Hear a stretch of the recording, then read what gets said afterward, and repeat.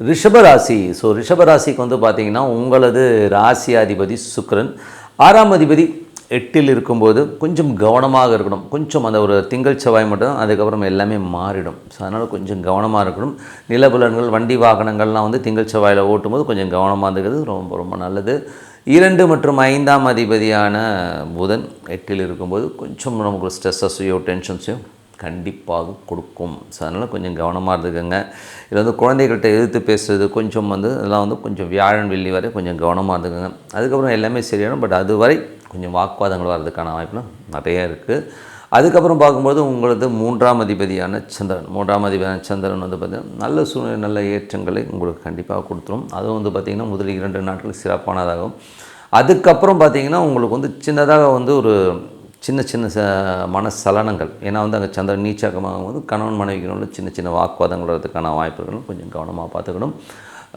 வாக்கு கொடுத்துட்டு ஐயோ என்னால் இப்படி ஆயிடுச்சுங்கிற சூழ்நிலையை ஏற்படுத்தும். அதனால் கொஞ்சம் பார்த்து பண்ணிக்கோங்க.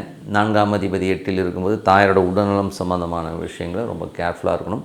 அது ஒன்று ஒரு 2-3 நாள் தான், அதுக்கப்புறம் எல்லாமே மாறிடும். ஏன்னா சூரியன் வந்து உங்களுக்கு மகரத்துக்கு போயிடுவார். அதுக்கப்புறம் எல்லாமே மாறிடும்.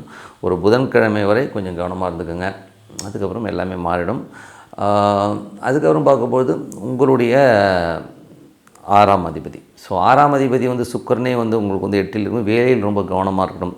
கடன் சம்மந்தமான விஷயங்களில் கொஞ்சம் கேர்ஃபுல்லாக இருந்துக்கணும். கொஞ்சம் ஸ்ட்ரெஸ்ஸாக இருக்கிற மாதிரி ஃபீலிங் கண்டிப்பாக கொடுத்துரும். மற்றபடி வந்து பார்த்திங்கன்னா உங்களது 8ஆம் அதிபதி.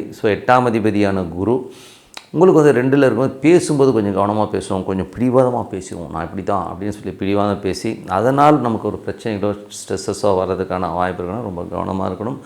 7ஆம் அதிபதியான செவ்வாயும் உங்களுக்கு 8இல் இருக்கும்பொழுது கணவன் மனைவி நடுவில் வந்து அவங்கவுங்க ஃபேமிலி மெம்பர்ஸை வந்து தாக்கி பேசிக்காமல் இருக்கணும். உங்களுக்குள்ளே நீங்கள் என்னென்ன சட்டை போட்டுக்கோங்க, பேசும்போது கொஞ்சம் கவனம் தேவை. அதுதான் சொல்ல வர்றது. மற்றபடி வந்து உங்களுடைய 9ஆம் அதிபதியான சனி 11இல் இருக்கும்போது நல்ல யோகங்களையும் நல்ல ஏற்றங்களையும் கொடுக்கறதுக்கான வாய்ப்புலாம் ரொம்ப நல்லாயிருக்கு.